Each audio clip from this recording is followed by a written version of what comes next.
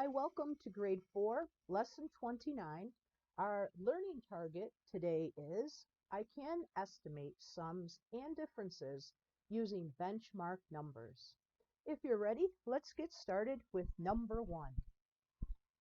Estimate each sum or difference to the nearest half or whole number by rounding. Explain your estimate using words or a number line. So estimate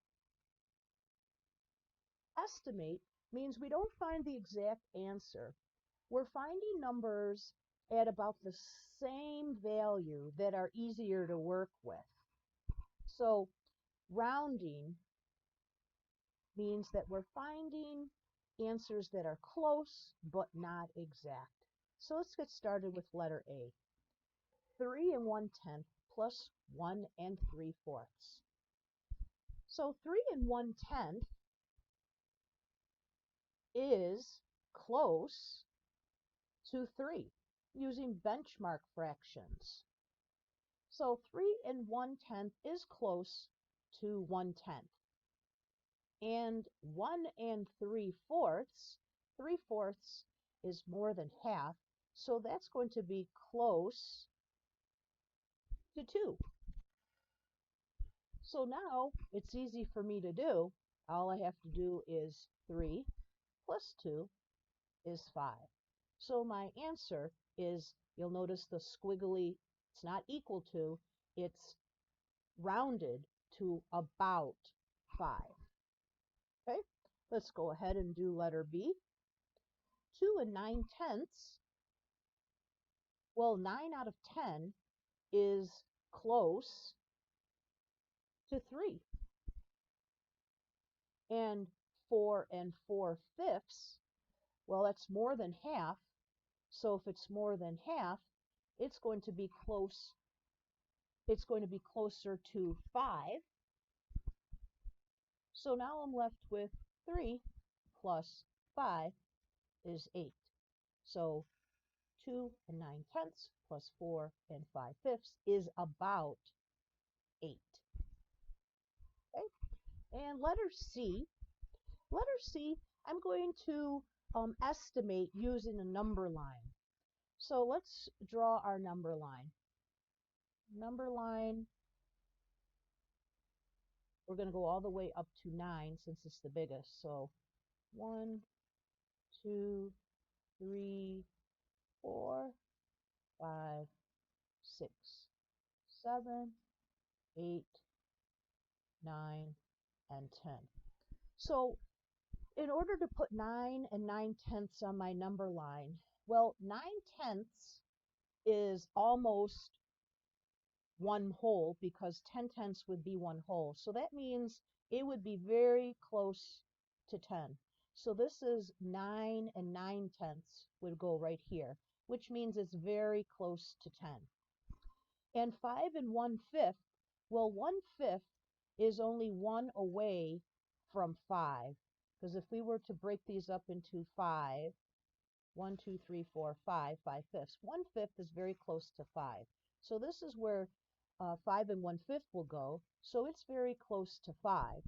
So if I were to subtract, remember we are subtracting, if I am on 10 and I have to take away 5, 1, 2, 3, 4, 5, my answer would be 5.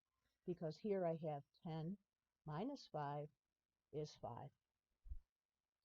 Okay, so that shows using my benchmark fractions how to estimate and also how to show on a number line using my benchmark fractions to estimate. Okay, let's go on to letter number 2. It says estimate each sum or difference to the nearest half or whole number by rounding. Explain your estimate using words or a number line. So the same directions, same thing that we just did up in number 1. But if you'll notice this time we have fractions that are more than 1. And they're improper. So the first thing we have to do is convert these fractions to mixed numbers. So I start off with 16 thirds. How many thirds are in 16.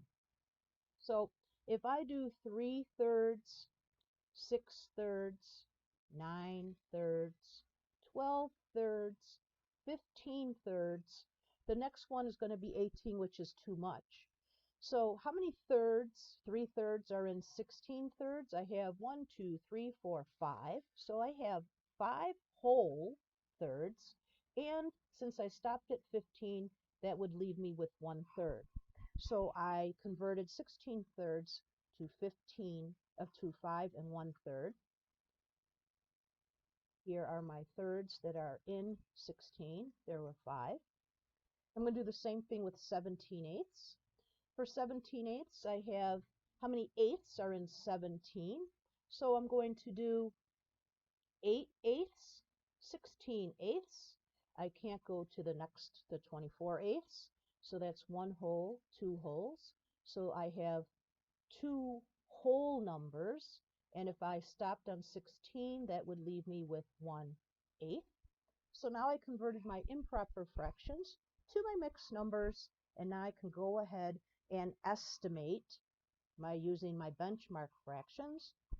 I know that 5 and 1/3 is very close to 5, and 2 and 1/8, well, 1 is very close. 1/8, if I were to divide my number line, the 1/8 is going to be very close to 2. So now I'm left with 5 plus 2 equals 7. So my answer is approximately 7. All right, let's go ahead and do the same thing for letter B. We again have improper fractions. First thing we're going to do is convert each fraction to a mixed number. So I have 17/3. How many thirds, 3/3, are in 17/3? So I have 3/3, 6/3, 9/3, 12/3, 15/3. I can't go to 18 because that would be too many. So I have 1, 2, 3, 4, 5. So I have 5 whole thirds. And if I'm on 15, I have 16, 17 will leave me with 2/3. And now we're going to do the same thing with the 15/4. I need to know how many 4/4 are in 15. So I'm going to go ahead and show the work down here on the bottom. I'm going to have 4/4, 8/4, 12/4. I can't go to 16 because that's too many. So I have 1, 2, 3. So I have 3 whole. And if I'm on 12, 13, 14, 15, that leaves me with 3/4 left over. So I just converted my 2 improper fractions to these 2 mixed numbers. So now I'm going to go ahead and estimate. Well, 5 and 2/3, 2/3 is greater than a half. So since it's greater than a half, I'm going to round the 5, and the 5 will become 6. And 3/4 is also greater than a half. And since it's greater than the half, I'm going to round up the 3 to make that a 4. So now I'm left with 6 minus 4, and 6 minus 4 is 2. So my answer is approximately 2. Okay, let's move on to question number 3. And question number 3 says, Gina's estimate for 7 and 5/8 minus 2.5 was 5. Dominic's estimate was 5.5. Whose estimate do you think is closer to the actual difference, and explain? Well, I'm going to go back and first find out how Gina got the answer of 5, and then I'm going to go and find out how Dominic got his estimate of 5.5. So let's go ahead and show each way of thinking. So Gina said 7 and 5/8 minus 2.5.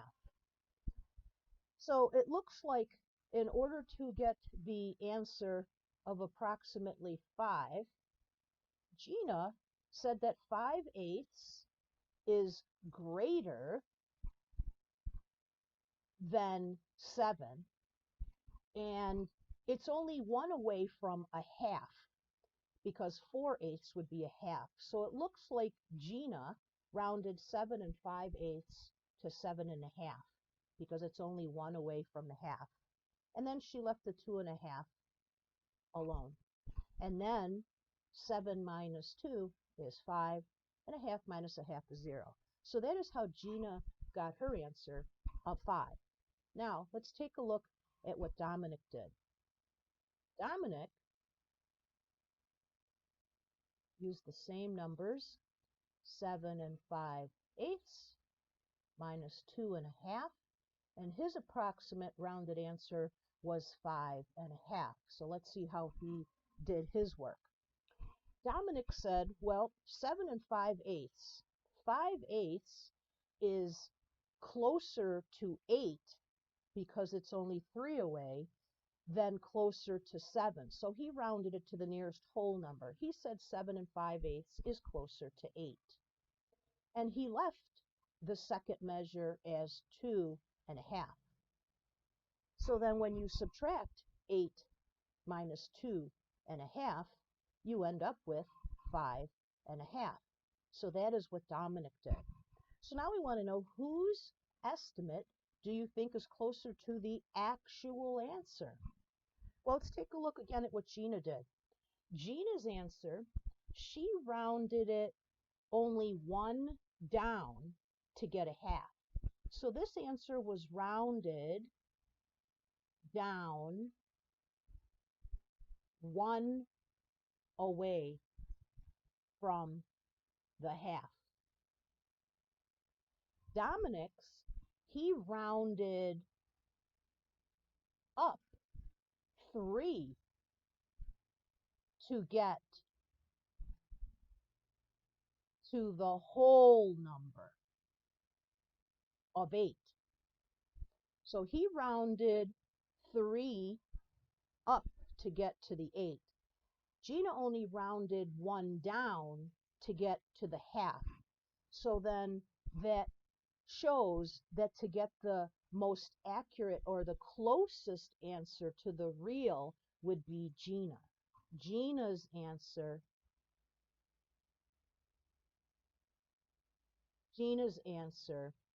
is closer to the actual difference.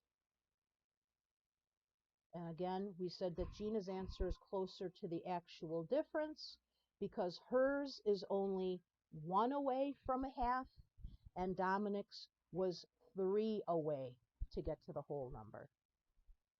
All right, let's go on to question number 4.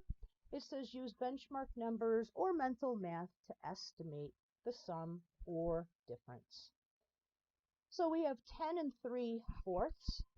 3/4 is higher than a half. Since it's higher than a half, I'm going to round this up to 11. And 11/12, it's only 1 more away from 12/12, which means I'm going to round 12 to 13. And then I'm just going to go ahead and add these up. 11 plus 13, 1 plus 3 is 4. So my answer is 24. So this is approximately 24. Okay, let's go on to letter B. 2 and 7/10.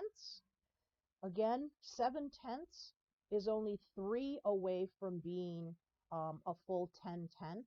It's more than half, so I'm going to round this to 3. And 3/8, well, 4/8 would be half, so this is less than half. Since it's less than half, I'm going to round it down to 23. this was more than half, so that's why I rounded it up. Okay, so now I have 3 plus 23, which gives me approximately rounded to 26. All right, letter C, 15 and 9/12. Well, 9/12 means again, this is greater than a half. Since it's greater than a half, and it's only 3 away from being 12/12, since this is greater than a half, I am going to round up, and this will make this 16. And 11/12, again, 11/12 is only 1 away from being 1 more, so I'm going to round this one up, which is going to give me 9, and 16 minus 9 is 7. Okay, and letter D, I have 56/7, which we're going to have to change again into a mixed number. How many sevenths are in 56? So I have 7 sevenths, 14 sevenths, 21 sevenths, 28 sevenths, 35 sevenths, 42 sevenths, 49 sevenths, and 56 sevenths. So it fits 7 sevenths exactly are 1, 2, 3, 4, 5, 6, 7, 8. There are exactly 8 eighths, so that would be equal to equivalent to 8. I'm going to do the same thing with the 31 eighths, so I will show that work down below here also. I have 8 eighths, 16 eighths, 24 eighths. I can't go to 32 eighths, so that means I have 1, 2, 3. I have 3 full eighths, and then from 31 minus 24, that would leave me with 7 eighths. So I converted my improper fractions into my whole number and my mixed number. So now I can go ahead and estimate my difference. So I'm going to leave the 8 alone, and I'm going to take a look at my second number, 7 eighths. Well, 7 eighths is only 1 away from being 1 more whole. So since this is only 1 away, I'm going to round the 3 to 4. And 8 take away 4 is 4. Okay, so this shows how you can use your benchmark fractions to help you use rounding. And the rounding helps you to find your answers easier. So I rounded each number to the nearest whole and then found the sum or the difference of the rounded numbers, and that makes these fractions easier. I hope this helped you. Thanks for listening. Bye.